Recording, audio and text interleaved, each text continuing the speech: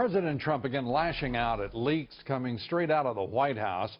President Trump tweeted this, quote, "It is my opinion that many of the leaks coming out of the White House are fabricated lies made up by the hashtag fake news media."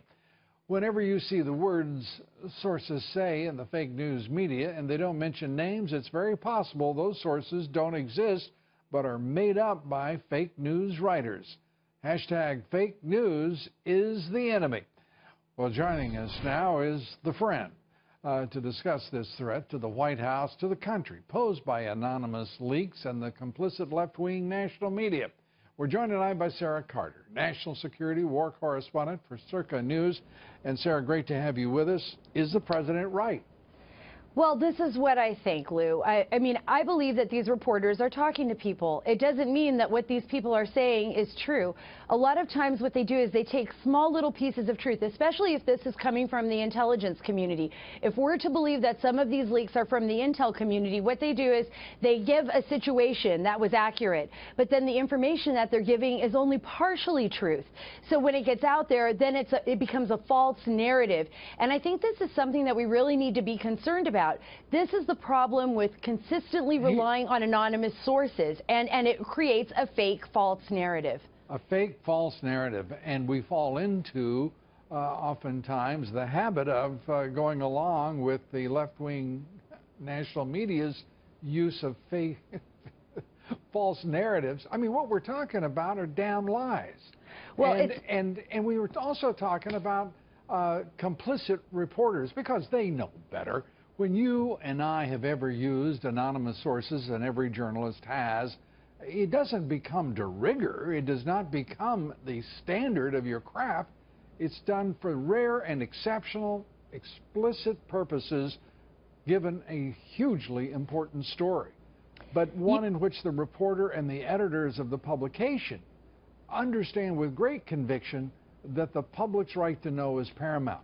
This is drivel that is pouring out of Washington, D.C. and through the leakers in the White House. I mean, come on. This is pure complicity by the left-wing media. They know better, and they're doing it for a political purpose.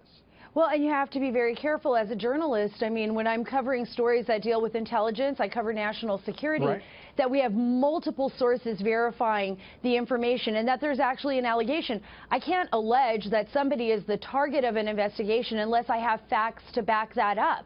And I can't just throw that out as hyperbole, and that becomes the problem here. It's like you're dragging people through the mud without the evidence to support that. Another huge problem, Lou, is when you're leaking on investigations like we saw with the Manchester bomber.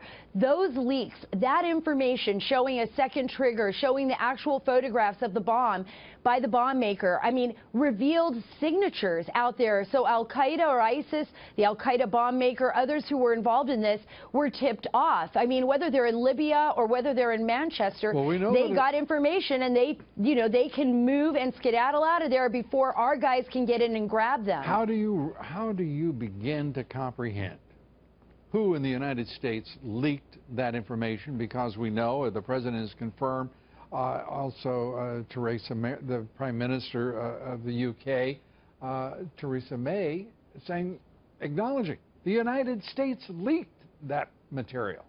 So certainly somebody. Yeah, certainly somebody in the intelligence community, somebody that was involved in the counterintelligence operation here who had access to those documents. And let's go all the way back to Michael Flynn, you know, the Lieutenant General, the leaking of his name. His name itself, which was unmasked, was highly classified.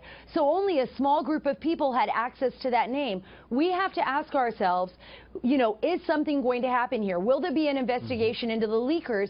And if so, then I think something will happen where it'll stop to some extent. But if nobody's punished for this, and I'm not talking about punishing people for hearsay, I'm saying like real leaks of classified information that affect our intelligence communities. Let's be clear. If we were told that the White House had identified at least 3 individuals who had leaked and that there would be consequences, we have yet to hear the identification of those 3. There certainly have been no at least public consequence. And we're also acknowledging now a greater vulnerability than we had realized before about this government. and that is maybe we really can't control the flow of information, and our intelligence services are so limited that they cannot identify and turn over those who are leaking classified information. If so, that is a crisis of immense proportions. Yeah, I think we do have a crisis of immense proportions, but I think it's very easy, Lou, and I've talked to many people, many sources, who said that it would be very simple under an investigation to find out who leaked, especially some of the most highly sensitive classified data, whether that's regarding the name of Mike Flynn or whether that's regarding the Manchester bombing leaks and even some other leaks. The problem is you need someone that's going to be willing to lead an investigation, whether that's the Department of Justice or somebody else, and you can't ask the fox to guard the hen house, right? I certainly won't quibble with those who think that it can be done readily.